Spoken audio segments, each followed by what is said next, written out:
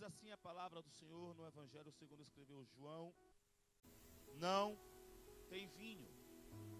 Disse-lhe Jesus: mulher, que tenho eu contigo? Ainda não é chegada a minha hora. Sua mãe disse aos empregados: fazei tudo quanto ele vos disser. E estavam ali postas 6 talhas de pedra para as purificações dos judeus, e em cada uma cabiam 2 ou 3 metretas, ou seja, 100 litros. Disse-lhe Jesus: enchei de água essas talhas. E encheram-nas até em cima. E disse-lhes: tirai agora e levai ao mestre-sala. E levaram. E logo que o mestre-sala provou a água feita vinho, não sabendo de onde viera, se bem que o sabiam os empregados que tinham tirado a água, chamou o mestre-sala ao esposo e disse-lhe: todo homem põe primeiro o vinho bom, e quando já tem bebido bem, então o inferior, mas tu guardaste até agora o bom vinho. Jesus principiou assim os seus sinais em Caná da Galileia e manifestou a sua glória, e os seus discípulos creram nele. Jesus principiou assim os seus sinais em Caná da Galileia e manifestou a sua glória. Diga, manifestou a sua glória. Os seus discípulos creram nele. Aleluia. Pode só um pouquinho a mais. Aleluia. Louvado seja o nome do Senhor Jesus. Meus amados irmãos, esse é um texto bastante rico na palavra de Deus. O Evangelho segundo escreveu João vai mostrar que Jesus é Deus.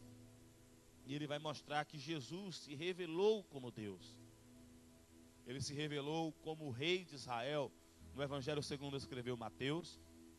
Marcos revela Jesus como Deus que se tornou servo, o Senhor que se tornou servo.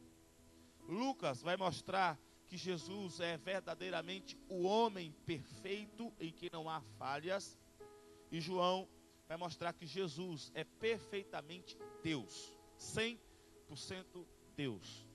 E que ele tem uma glória, e que ele tem o poder, e que ele merece ser crido, ser adorado, ser louvado, ser exaltado, porque ele é Deus. João vai falar de 7 milagres, provando que é Deus. Engraçado que no final do livro, João vai dizer que Jesus fez diversos milagres, muitos sinais, que não caberiam em todos os livros. E ele, para mostrar que Jesus é Deus, só precisou de 7 milagres. 7, o número da perfeição, e 7 já era suficiente para provar que aquele que estava exposto, aquele que estava escrevendo, que Jesus é Deus. Deus que foi encarnado, que era o verbo se tornou a carne. Deus que era aquele que estava entronizado, que veio à terra e manifestou a sua glória e o seu poder através de sinais e de maravilhas. O texto que lemos vai dizer que é o primeiro milagre que Jesus manifestou entre os homens. Engraçado que Jesus chega com os seus discípulos. Se ele chega com os seus discípulos, ele já começou o seu ministério. Ele já tinha sido batizado por João, aqui o Batista. O Espírito Santo já tinha descido sobre ele. Ele já tinha passado pelo deserto 40 dias e 40 noites. Ele já estava pregando o Evangelho. Portanto, Jesus veio, aliás, para crermos no Senhor Jesus, não precisamos exatamente dos milagres. Porque a pregação do Evangelho já é suficiente para crermos nele, porque está escrito que a fé vem pelo ouvir e ver os milagres. Não. Ouvir a palavra de Deus. E quando nós ouvimos a palavra de Deus, manifestamos a fé em Deus, e os milagres acontecem. Louvado seja o nome do Senhor Jesus. E já tinha alguns discípulos seguindo a Jesus, porque eles já criam em Jesus. E eles experimentaram o poder milagroso, o poder transformador de nosso Senhor e Salvador Jesus Cristo. O texto que lemos é um texto bastante rico para nós que pregamos a palavra de Deus. Se não me engano, em um dos nossos domingos já preguei aqui sobre esse texto, não expondo o texto, mas falando, tirando lições da intercessão de Maria. Como Maria intercedeu. E eu creio que foi aqui um domingo, e nós expomos isso de forma como nós podemos aprender com a intercessão de Maria. Recentemente estava na minha programação falar sobre o poder transformador de Jesus, e também tem uma mensagem que fala da forma como o vinho é transformado, que é transformado melhor do que era antes. Hoje eu quero expor esse texto aos nossos irmãos, mostrar a riqueza de Deus, porque nós podemos aprender muitas coisas nesse texto. Nós podemos aprender que quando Jesus está no casamento, a festa sempre acontece. Sim, a palavra nos leva a aplicar isso aos nossos corações. Nós podemos dizer que se Jesus está presente na casa, nada nos falta, porque está escrito que o Senhor é o meu pastor e de nada tenho falta. Nós podemos aprender que se estamos com Jesus, podemos interceder, como fizemos da intercessão que Maria fez. Nós podemos também aprender outras coisas, como por exemplo, esperar a hora de Deus. Nós podemos também aprender que Jesus transforma coisas e pessoas. Sim. E aqui a transformação não é uma transformação de juntar um elemento com outro elemento, e aí faz outro, terceiro elemento. Jesus pega um elemento e aquele elemento transforma outro elemento. Água, coisa simples, pura, ele transforma em algo além. Jesus tem esse poder transformador. Nós podemos aprender muitas coisas neste texto, e que é importante pararmos para meditarmos e aplicarmos aos nossos corações. Mas eu quero expor esse texto para mostrar que Jesus, quando ele manifesta um milagre, Jesus, quando ele manifesta o seu poder, quando ele transforma o doente em são, quando Jesus transforma o homem pecador em um homem santo, quando Jesus transforma alguma coisa que não vale nada, ou que é natural, em algo que vale, ou em algo que é extraordinário, é porque ele quer mostrar o seu poder, e para que seja um exemplo de que a sua pregação é verdadeira. O texto final, o versículo 11, vai dizer assim: Jesus manifestou este milagre, este sinal, para que as pessoas vissem a glória de Jesus e que pudessem crer que a sua palavra é fiel e verdadeira. Louvado seja o nome do Senhor Jesus. O texto fala de uma festa. Ao terceiro dia, Jesus fizeram uma festa de casamento em Caná da Galileia, e a mãe de Jesus estava ali. E Jesus foi convidado, e Jesus foi com os discípulos. A pergunta que o texto não diz, portanto não vou aqui ficar esforçando para dizer o que é, de quem era o casamento. O texto não diz, a gente deduz que era alguém da família de Jesus, da família de Maria. O casamento, e é importante a gente entender isso, naquela época durava uma semana. E os noivos, os pais dos noivos deveriam sustentar dormitório, comida, de manhã, de tarde, de noite. Uma semana, os convidados. Porque os convidados vinham de longe para esta festa, para esta festividade. Portanto, os pais que estão aí com seus filhos prestes para casar e já está agoniado, porque é um dia de casamento, podia ser pior, ou podia ser mais caro. E, obviamente que, quando eles estavam ali, se entende que o vinho era dado após as refeições. Agora, uma pergunta que muita gente faz é: que vinho era esse? Esse vinho era vinho alcoolizado? Se a gente for usar a tradução greco-romana da época de Jesus, se a gente for analisar a forma de viver dos judeus e dos gregos romanos, visto que na época os gregos ainda estavam em evidência, mas os romanos estavam para controlar tudo, ou seja, a cultura greco-romana estava ali meio que misturando para tomar a posição de líder mundial das nações. Se a gente for olhar a forma como eles lidavam daquela época, nós vamos observar que o vinho não era com álcool. Naquela época, segundo os estudiosos, aqui não é teólogo, é arqueologistas que falam isso, que eles tinham, aí os judeus, né, tinham as águas, as talhas, cerca de 100 litros, que eles faziam as purificações. O que são as suas purificações? Era lavar as suas mãos. Não podiam participar da festa sem lavar as mãos. Então eles lavavam as mãos nestas águas. Obviamente que não foram estas águas que Jesus transformou, porque quando Jesus veio, mandou enchê-la, e dá a entender que estavam vazias, e eles encheram até o final. E eles misturavam o suco de uva, que já estava durando muito tempo, nesta água, que era para ajudar a purificar a água, para tirar as bactérias. Naquela época eles não conheciam a ideia de água fervida. Naquela época eles não tinham a ideia de que você colocando em balde poderia purificar, filtrar todas as impurezas das fontes de água. E, segundo os estudiosos, naquela época eles não exatamente bebiam água, o suco de uva ou vinho, como nós falamos, na intenção de que era alcoolizado. Isso aqui são os estudiosos. Agora vamos para a palavra do Senhor. Se a gente for analisar hoje, como é que é feito o vinho hoje? O vinho hoje é feito com um processo de fermentação.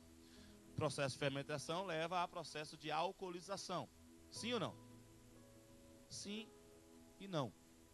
Porque na verdade, o vinho, a uva, já tem teor de álcool.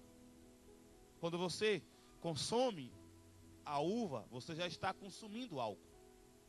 A cana de açúcar, quando nós consumimos a cana de açúcar, já estamos consumindo álcool. Obviamente que ele não está o processo acelerado, não é a maior quantidade, mas há o álcool, tanto que se vai virar alcoolizado é porque já tem o álcool.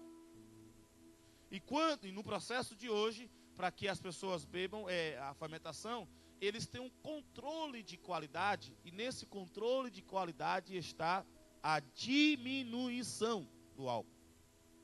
Quem já bebeu vinho alcoolizado sabe que quando é muito alcoolizado o vinho, ele não é tão bom.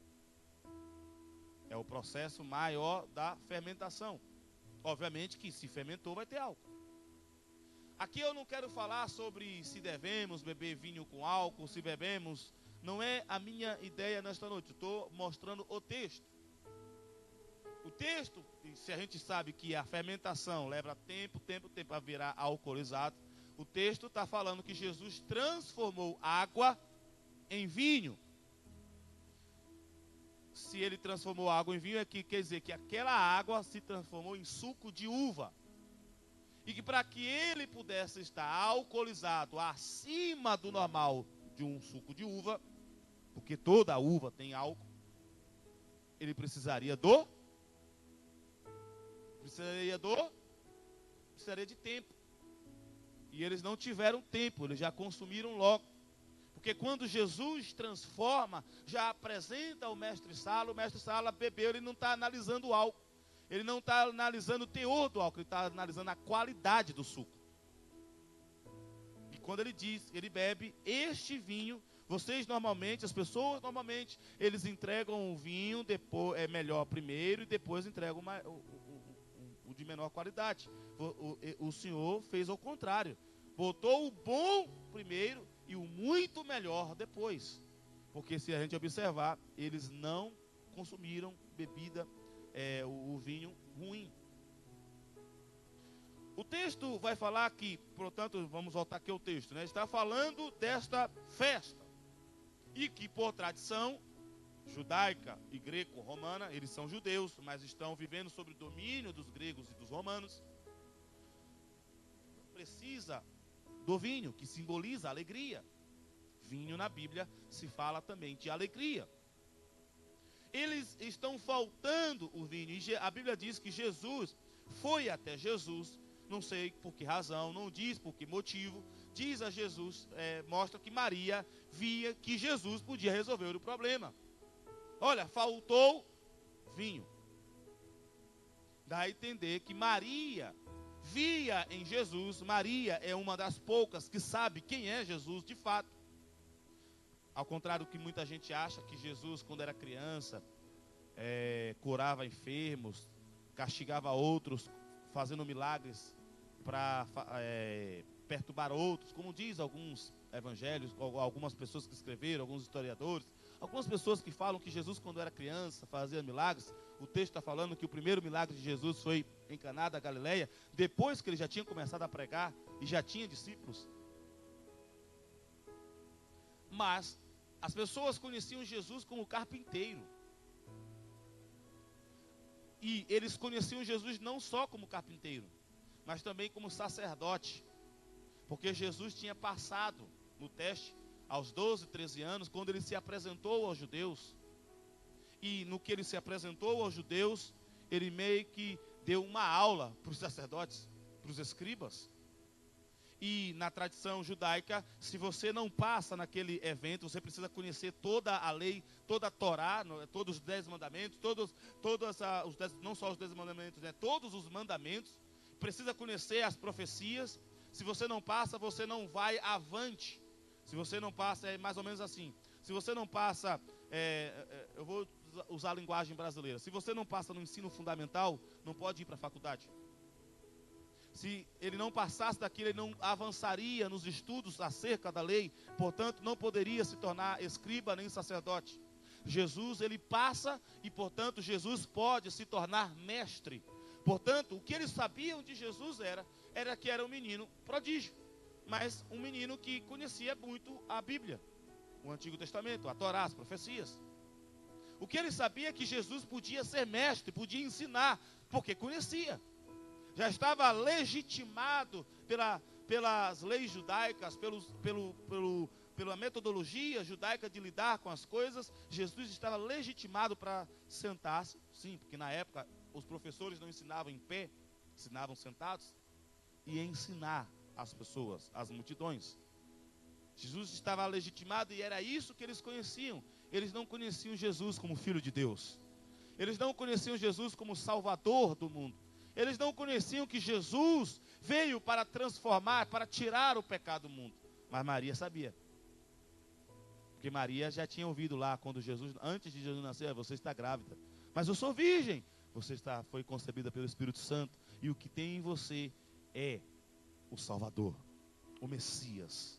Aquele que irá transformar a humanidade, o ser humano. Então ela viu que Jesus está na festa, ela está vendo os discípulos, quem sabe ela está contou, opa, Jesus já começou o negócio. Jesus já começou o ministério que o Espírito Santo, que o anjo me falou quando ele ainda estava na minha barriga. Jesus já começou o ministério que já espantou aos 12, 13 anos os sacerdotes no templo. Jesus já começou o ministério, então ele pode dar solução a esse problema. Acabou vinho. Aí Jesus vai dizer uma palavra, vai dizer: o que é que tenho eu contigo? E aqui mais uma observação: isso aqui não configura um desacato à autoridade da mãe, à mãe, por parte de Jesus. E também não é um distrato às mulheres. Não é um distrato às mulheres. Jesus está falando aqui da forma como falava-se na época. Mulher. Aliás, não é só para Maria que ele fala isso. Ele vai falar também para outras mulheres na palavra do Senhor. Aquela a samaritana. E em outros eventos nós vamos observar Jesus falando, mulher. E aqui ele fala, mulher, o que é que eu tenho contigo? Aqui Jesus não está desrespeitando a autoridade de Maria enquanto sua mãe. Mas Jesus percebeu que Maria está fazendo um pedido que não é de uma mãe para um filho. Vou repetir. A resposta de Jesus vem em tom a um pedido que não é de uma mãe para um filho. É de uma criada para o seu criador. É de uma serva para o seu senhor. O que ela está pedindo aqui é algo que não é de falar, olha, resolva esse problema para sua mãe. Não, ela está falando aqui, olha, eu sei que você é o filho de Deus. Eu sei que você é o Salvador. Eu sei que você pode fazer coisas. Eu sei que você pode fazer milagres. Então Jesus falou, o que é que eu tenho contigo? Não é chegada a minha hora de fazer esses milagres. Eu não sei o que é que fez Maria insistir. Quem sabe o tom de voz de Jesus com esta palavra para a gente parece ser uma palavra dura, sim ou não? Mas parece que para a cultura da época não foi uma palavra dura, foi uma palavra de esperança. Que mesmo sabendo que Jesus tinha dito o que tinha dito, ela ainda insistiu e falou para os moços, olha, obedeça ou faça tudo conforme ele fala mandar, obedeça as suas ordens. Por isso que nós também acreditamos em Maria, nós obedecemos Maria. Maria diz, obedeça a Jesus, nós obedecemos a Jesus em tudo. Portanto, meus amados irmãos, Maria, nós vamos observar aqui que Maria insiste.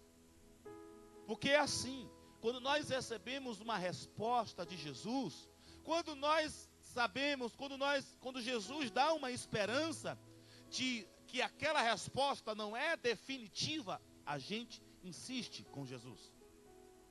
Porque muitas das vezes Jesus dá uma resposta e ela é definitiva. Mas nós vamos aprender que Jesus, às vezes, ele testa a nossa fé, ou que Jesus quer levar-nos a algum movimento para conhecer, para que a gente conheça melhor a Ele. Então a gente vai entender que aquela resposta não foi definitiva, que pode caber recurso, e que pode, na manifestação da fé, a gente receber uma resposta diferente de Jesus. Foi assim com aquela mulher sírio-fenícia. Senhor, eu preciso que o Senhor cure minha filha. Aí o Senhor Jesus disse, olha, não é bom dar os pães aos cachorrinhos. A expressão é dura, certo? Para a nossa cultura, sim. Mas naquela cultura está falando, não é bom dar a quem realmente é de direito e dar para aqueles que estão nas proximidades. A mulher entendeu que cabia recurso. Entendeu que aquela resposta não era definitiva. Entendeu que aquela resposta podia ter mais, algo diferente disso. E falou, Senhor, eu sei que não se pode colocar os pães dos filhinhos aos cachorrinhos, mas os cachorrinhos comem dos farelos que caem da mesa. Ou seja, ela mostrou fé, que aquilo que o Senhor dá aos judeus é tão poderoso, que os farelos que é dado aos não-judeus é poderoso para resolver o meu problema. Então ela teve uma resposta diferente que foi dada primeiro. Portanto, meu irmão, quando você receber uma resposta de Jesus, você vai entender. Você pode não gostar da resposta, mas você vai entender. Cabe recurso. Essa resposta não é difícil. Então você pode continuar na presença do Senhor Jesus, demonstrando a sua fé na pessoa de Jesus. O texto ainda vai falar que depois que Maria deu a ordem aos moços, e aí a gente vai entender, por isso que a gente imagina, não é definitivo, tá? Imagina que a festa era da família de Maria, que ela deu a ordem a uns das pessoas que estavam ali cuidando do serviço, quem sabe funcionários que estavam recebendo, ou quem sabe pessoas que estavam ali de forma, trabalhando de forma voluntária, mas que estavam na distribuição dos alimentos. olha, façam tudo quanto ele vos disser. Se ele mandar andar 1 milha, ande 1 milha. Se ele mandar carregar pedra nas costas, carrega a pedra nas costas. Faça tudo que ele disser para fazer. E aqui está um dos pontos que muitos cristãos nos dias de hoje não conseguem entender. Fazer tudo o que Jesus disser.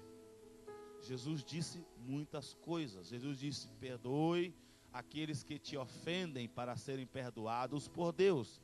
Jesus disse: orai sem cessar, vigiai e orai. Jesus disse: se alegrem no Senhor. Jesus disse: creiam em mim, creiam também no Pai. Acredite que eu vou para os céus preparar um lugar para vocês. E se eu estou indo preparar lugar para vocês, é porque eu vou voltar. Então acredite. Façam tudo o que ele disser. Faça tudo o que Jesus disser. E Jesus chega, percebeu que a primeira palavra não deu ou não surtiu muito efeito. A sua mãe mostrou fé. Não fé no seu filho, mas fé no Filho de Deus. A sua mãe mostrou uma fé, uma confiança de quem estava lidando com alguém maior do que ela. E Jesus honra a fé daqueles que demonstram fé nele. Eu vou repetir: Jesus honra a fé daqueles que têm fé nele, que demonstram a sua fé. Não é só ter fé, é demonstrar a fé. Jesus honra. Aquela mulher honrou, demonstrou a sua fé em Jesus, dizendo: olha, essas migalhas podem cair, pode resolver o meu problema. Jesus honrou a fé dela e não deu migalhas, deu o pão todo.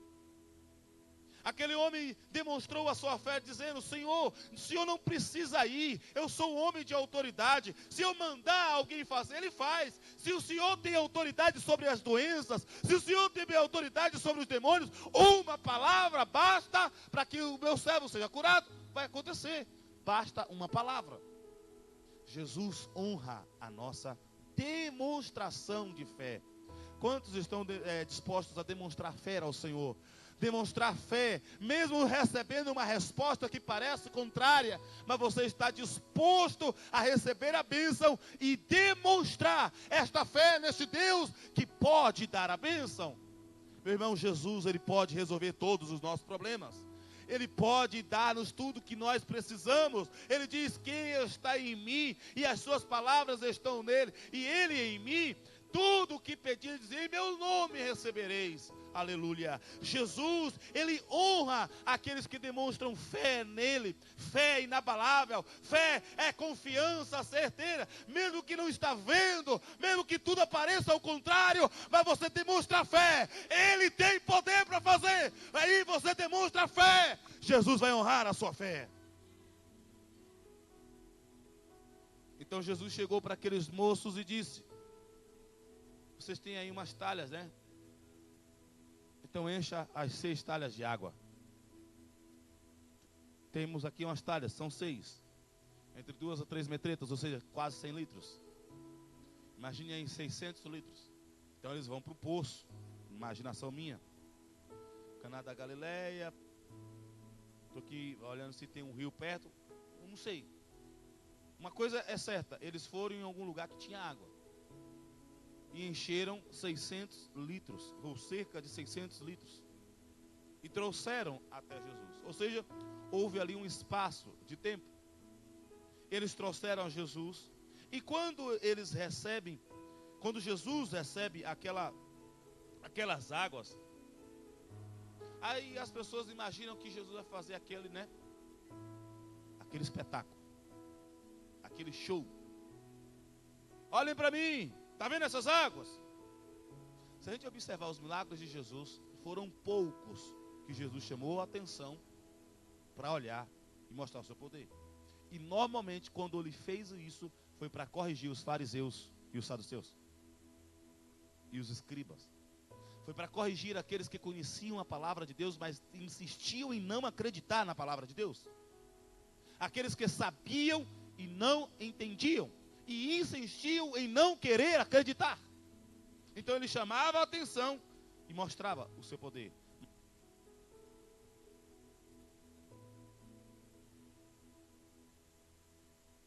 Em geral,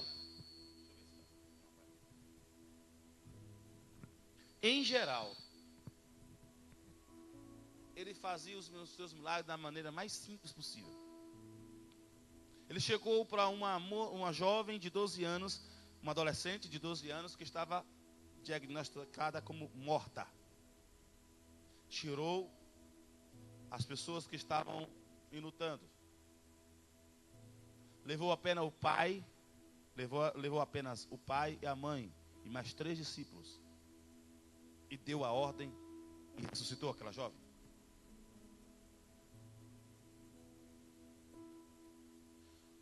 Às vezes a gente pensa que Jesus vai fazer o milagre, a gente precisa fazer aquele. Eu ouvi um pregador que ainda é muito usado em curas, principalmente curas de pessoas que são surdas e cegas. Que ele, quando começou esse ministério, ele fazia aquele, né? Vem aqui, Senhor, recebe, seja curado, olha aí, está curado. E aí ele ouviu uma outra pessoa que era mais velha que ele, com muito mais resultados, que ele ficou assustado, espantado, decepcionado até. Quando ele recebeu aquela jovem, ele só fez uma fila: sejam curados em nome do Senhor Jesus. Nem orou. Sejam curados em nome do Senhor Jesus. Todos foram curados. Cegos viram, mudos falaram, surdos ouviram e coxos andaram. Eu falei, mas como é que é isso? É isso que, para Jesus manifestar o seu poder, ele não precisa fazer espetáculo. Ele faz o espetáculo quando ele quer. Ele faz as coisas aparecer quando ele quer. Mas nós podemos experimentar o poder de Deus da maneira mais simples possível. Quem sabe você imaginou que Elias na caverna estava esperando uma presença apoteótica de Jesus, ou seja, trabalhosa, aquelas manifestações de poder. Deus fala: Elias, sai da caverna, Elias, sai desse lugar, eu quero falar com você, mas não é aí dentro da caverna, sai da caverna. Aí Elias sai, aí tem a manifestação de milagre: terremoto, fogo, vento. E Deus não estava naquela manifestação. E olha que Elias antes já tinha sido muito usado em todos aqueles movimentos.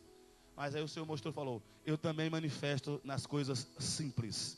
Eu também manifesto de maneira bem calma. Quando ninguém está percebendo, eu também manifesto o meu poder. Quando ninguém percebe, eu também manifesto a minha glória. Muitas das vezes eu nem preciso tocar. Muitas das vezes eu nem preciso falar. Muitas das vezes eu não preciso nem falar em voz alta. Eu só preciso pensar, decidir, acontece. Aí saiu um vento bem calminho. Aí Elias, que conhecia a voz de Deus, porque a ovelha conhece a voz do seu pastor, aqui Deus está. Então ele saiu da caverna e foi ouvir Deus falar com ele. Porque olha só o que o texto fala. E disse-lhe Jesus: enchei de água estas talhas. E encheram-nas até em cima. E disse-lhes: tirai agora e levai ao mestre Sala. Jesus não falou: água transforma em vinho. Jesus não tocou. Jesus não pegou uma vara. Jesus não chamou a atenção. Jesus disse: leve estas talhas de águas ao mestre Sala. Mestre Sala como é que eu vou dizer? É a pessoa que organiza todo o evento. Como é que o pastor Magno era no Brasil lá? Cerimonialista. É a pessoa que organiza as coisas, que sabe da questão da comida, sabe da questão da palavra, de quem vai falar, de quem vai cantar, de quem vai orar, sabe onde deve estar sentadas as pessoas. Mestre, leve ao mestre Sala. Aí a gente não sabe como é que o milagre aconteceu. Se aconteceu na hora que eles encheram as águas e na hora que entrou naquela talha já transformou em vinho, ou se foi transformada em vinho no caminho até o mestre Sala, ou se na hora que o mestre Sala foi provar, foi transformada em vinho. Mas uma coisa é certa: Deus decidiu e uma água virou vinho. Nem glória. Água virou vinho. Deus decidiu. Deus não precisou nem falar. Transforme-se, que se Jesus falar, acontece. Agora, por que Jesus não precisou falar? Porque Ele é o verbo. Ele é a palavra. É Ele que transforma as coisas. Se Ele falou, é do jeito dEle. E na grande maioria das vezes, Jesus costuma trabalhar nas coisas simples, de maneira simples, na simplicidade. Quando pensa que não, o que não era se transforma e é. Aquilo que era ruim fica bom. Aquilo que não prestava passa a prestar. Aquilo que estava doente fica curado. Quando pensa que não, já aconteceu. Como é que aconteceu? Ninguém sabe. O que se sabe é que aconteceu.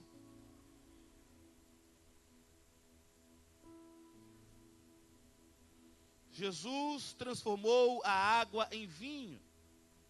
E o mestre, quando recebeu, falou: opa, vocês fizeram uma tática diferente. Normalmente, eu estou acostumado a ver os senhores dos casamentos colocar o melhor vinho primeiro. Porque aí depois já está todo mundo bem tranquilo. O paladar já está né, aguçado, já não está aquele aguçado todo. O paladar não está daquele jeito. Coloca os outros ruins. Ou os menos ruins, ou os de menor qualidade. Porque a gente fala que é ruim, mas não é que é ruim. É que não é da mesma qualidade do outro. Não é tão bom quanto o outro. Não é que é ruim.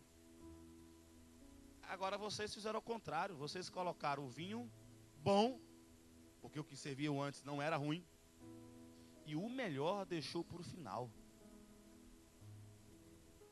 O melhor deixou para o final. Essa é a justificativa de quem não conhece o milagre. Porque diz, ele não sabia de que Jesus tinha mandado. Eles não sabiam que aquilo ali era água. Só os servos que encheram as águas e levaram as águas para o mestre Sala sabiam. Aquele que não conhece começa a criar meios humanos. Aconteceu assim, foi por isso. Não, meu irmão, foi transformação de Deus. E a transformação de Deus, você pode estar já até para lá, sem o seu paladar nem tão aguçado assim. Você percebe, foi a manifestação de Deus, porque a manifestação de Deus é muito melhor do que a manifestação dos homens. E nem adianta ficar procurando explicação. O que se resta a fazer é o propósito para qual o milagre acontece. Adorar a Deus e acreditar nele. Não adianta ficar buscando recurso, aconteceu por isso, Jesus fez essa manifestação química. Não, meu irmão, foi milagre. É impossível, humanamente falando, a água se transformar em outra coisa, a não ser que coloque algo nele. Jesus transformou água em vinho. H2O se tornou a substância do vinho. E Jesus ainda, eu quero chamar mais a atenção uma coisa aqui. Quando Jesus faz o milagre, Jesus faz questão de apresentar ao mestre Sala. Sabe por quê, meu irmão? Quando você receber o milagre de Deus, faça questão de voltar ao médico e pegar o exame comprovando que você era doente e agora não está doente mais. Quando você receber o milagre de Deus, faça questão de quem entende do assunto, de quem entende do problema, de quem entende da situação, possa comprovar, não, aqui foi curado, aqui foi transformado, aqui foi melhorado, alguma coisa aconteceu, eu não sei o que fizeram, mas está melhor. Jesus mandou para alguém que entendia, opinião técnica. Esse negócio de, recebi milagre, não vou nem mais no médico. Vá para o médico. Comprove que você está curado. Aleluia. Eu não preciso mais ir lá no tribunal. Vá para o tribunal. Comprove que Deus já foi na frente com você. Eu não preciso mais desse milagre. Eu não preciso mais ir na câmara. Vá na câmara. Comprove que o milagre de Deus aconteceu na sua vida. Porque eles não precisam saber. Você que está levando da água, algo simples, que não tem valor nenhum. É você quem sabe. É você que vai glorificar ao Senhor. O mestre-sala não sabia que era água, mas os empregados sabiam.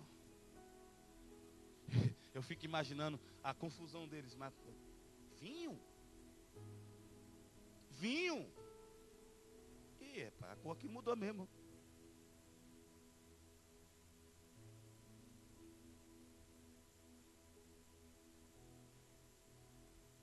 Vai ter hora que você vai vir para o seu problema e fala, mas peraí, ih, rapaz, não é que mudou mesmo? Vai ter momento que você vai olhar para o seu problema, cadê o problema? Que problema, irmão? Jesus já entrou em ação.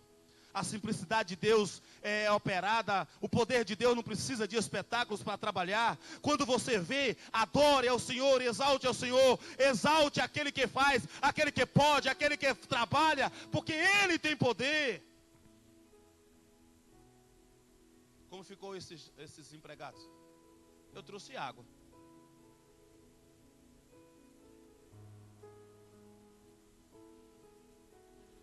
Aleluia.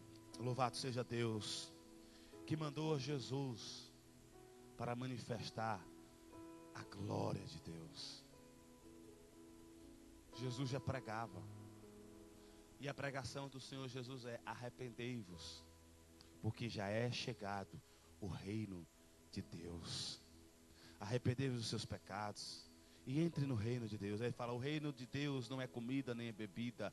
Paulo vai dizer que o reino de Deus é gozo, alegria, paz, justiça. A Bíblia vai dizer que o reino de Deus é reino de tranquilidade, de paz, de sossego, de governo de Deus. Aonde Deus manda, a gente obedece e tudo acontece da melhor maneira possível. Ah, pastor, mas aconteceu um negócio difícil. É porque Deus quer mostrar o poder dele. Ah, pastor, aconteceu um negócio muito complicado. É porque muitas das vezes a gente sai do centro da vontade de Deus. Mas louvado seja o nosso Deus.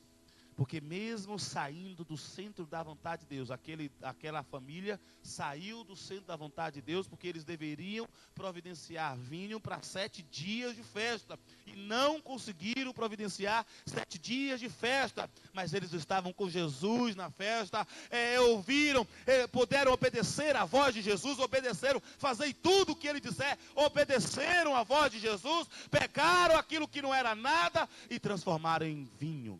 Nada não, água em vinho.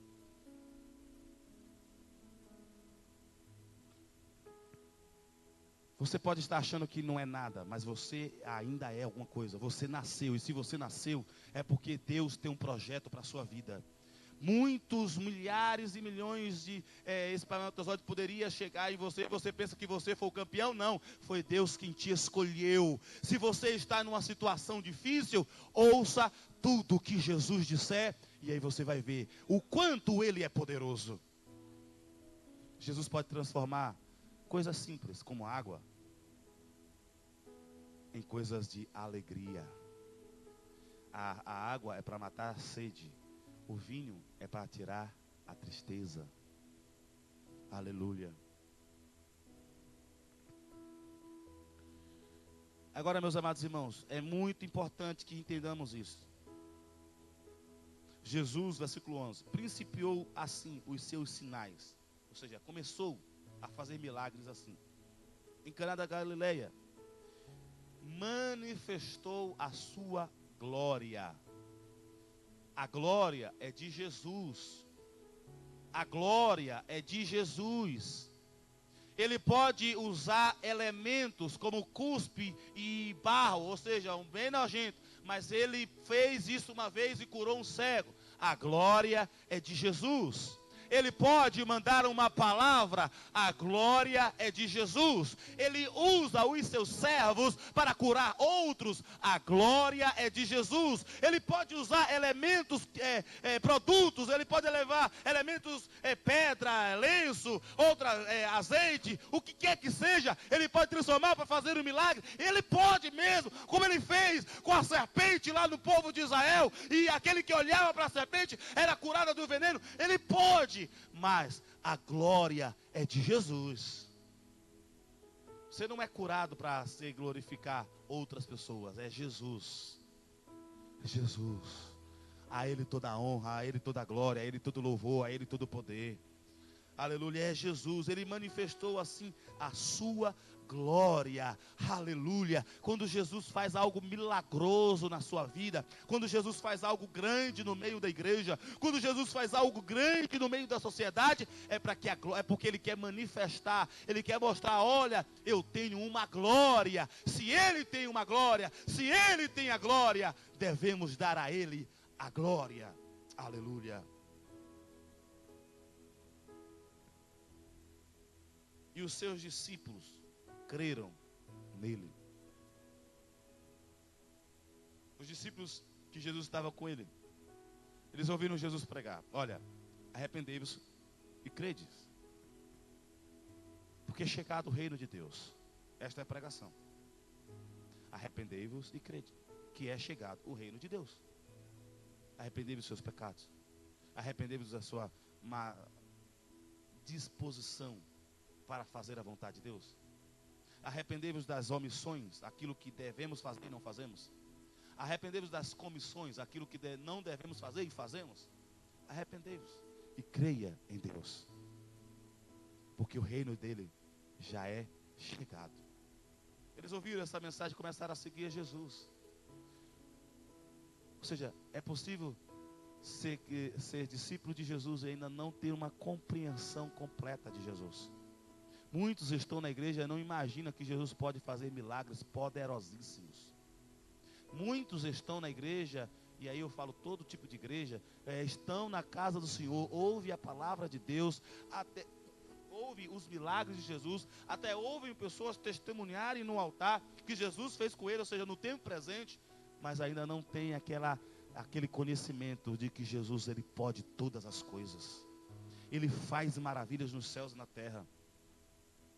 Aí Jesus fala, prega, aí ele manifesta o seu poder, a sua glória, e os seus discípulos acreditam nele. Aleluia. Jesus disse uma vez para Tomé: Tomé, não seja incrédulo, seja crente. Melhor é aquele que crê sem ver do que aquele que precisa ver para crer.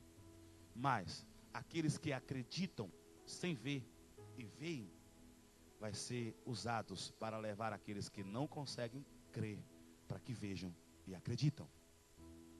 O que Jesus está chamando aqui nesta noite é que nós tenhamos fé. Fé em Jesus. Acreditemos em Jesus. A gente precisa ver milagre de Jesus. A gente já tem a palavra de Jesus. A palavra de Jesus, ela entra no nosso organismo. Muitas das vezes ela começa como fel. Começa como fel por quê? Porque o nosso paladar não está acostumado com o mel de Jesus. O nosso paladar não está acostumado com as doces palavras de Jesus. Mas aí o mel vai rasgando aquilo que está dentro de nós. Aí parece que está arrebentando. Dói, dói, dói, dói. Mas quando chega lá no final, já curou a língua, já curou a garganta, já curou aquilo que foi passando. Quando chega no final, já é doce como mel. E aí quando você pega a palavra de Deus, já está desfrutando do mel. Já entende que é o mel da palavra de Deus. Você vai crer para ver ou vai ver para crer? Essa é a pergunta do texto. O texto traz muitas lições. Sim, quem tem Jesus no casamento tem alegria, nada lhe falta, porque Jesus é o bom pastor. Sim, quem intercede como Maria intercedeu, vai receber o seu milagre. Sim, sim, quem obedece à voz de Jesus, vai ver os milagres de Jesus. Sim, sim, aqueles que recebem, se colocam diante de Jesus e coisas simples se transformarem em coisas complexas. Sim, mas o texto está falando: você já glorificou a Deus? Você já acredita em Deus? Ou vai precisar que Ele faça milagres? Uma coisa é certa, Jesus vai fazer muitos milagres. Nesse tempo presente, Jesus vai fazer muitos milagres. Mas Ele quer usar aqueles que não estão vendo, mas acreditam que Jesus pode fazer.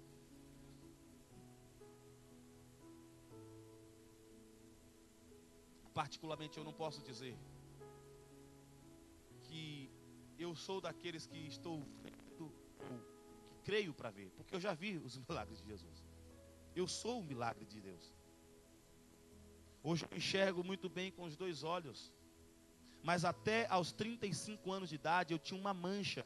Que toda vez que eu ia no oftalmologista, no médico dos olhos, ele ficava intrigado. Que mancha é essa? Que essa mancha era para causar uma cegueira nos seus olhos.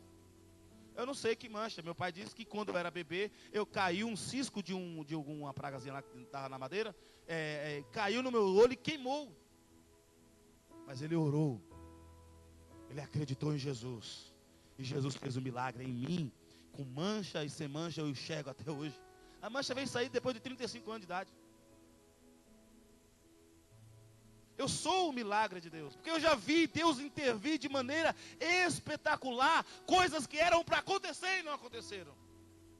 Então não dá para me dizer que eu vou ver ou crer para ver. Porque eu já vi o milagre de Deus. Mas eu sempre acreditei que Jesus é poderoso. E eu creio que Jesus quer fazer maravilhas. Eu ainda não estou vendo aquilo que o Senhor está fazendo, mas uma coisa eu sei: Deus está fazendo alguma coisa neste momento. E o que Deus faz é grande. O que Deus faz é transformador. O que Deus faz é coisa grande.